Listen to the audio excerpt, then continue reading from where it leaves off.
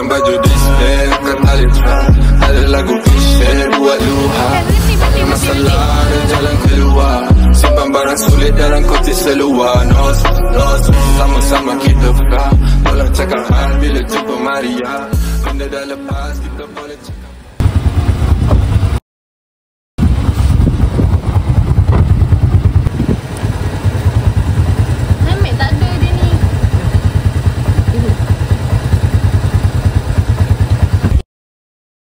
Terpaksa saman Cik kerana Cik tidak memakai topi geledah di atas jalan raya. Boleh bagi IC Cik? Tak, Cik terpaksa saman lah Cik. Itu pun secara mudah lah.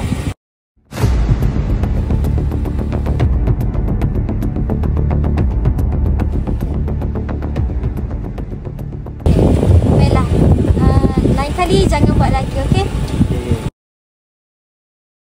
Adakah awak mendapati bahawa kes jenayah dalam Petak Awam berkaitan dengan rasuah semakin meningkat?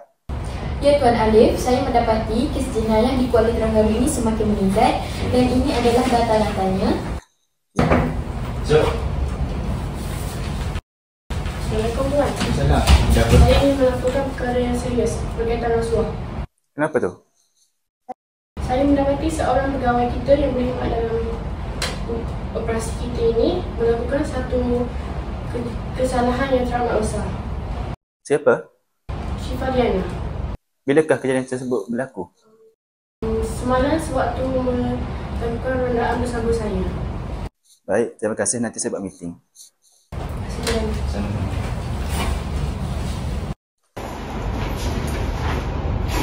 Assalamualaikum semua. Saya duduk. Ada apa Tuan?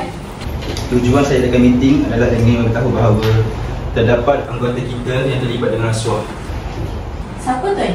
Okey, Inspektur Syifaliana, sila bangun. Apakah alasan awak menerima rasuah? Saya hanya menolong dia sahaja Tuan, dan dalam masa yang sama saya juga memerlukan duit tersebut. Jadi Untuk apa?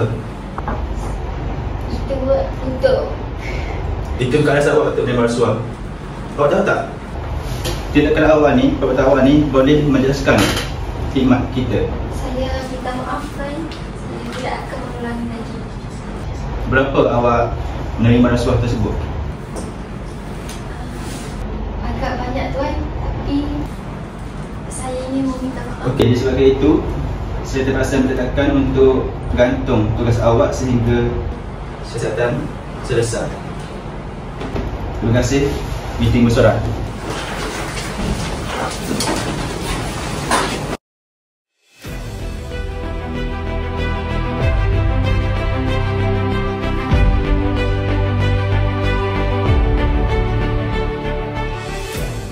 Adakah isu korupsi halus dalam perkhidmatan awam kini semakin berleluasa?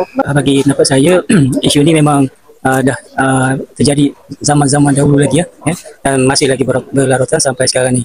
Kalau ikutkan daripada macam video tadi tu, si pembawa kereta tu dia menerima rasuah kerana orang tu tak pakai helmet kan, dan untuk mengelakkan diri daripada saman, dia bagi some amount of money supaya saman tak dikeluarkan.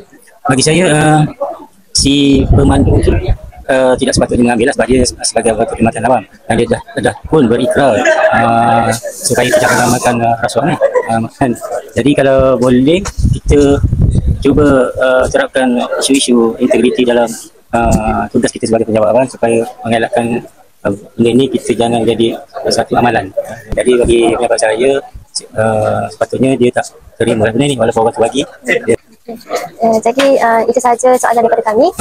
Terima kasih atas meluangkan waktu bersama kami. Terima kasih.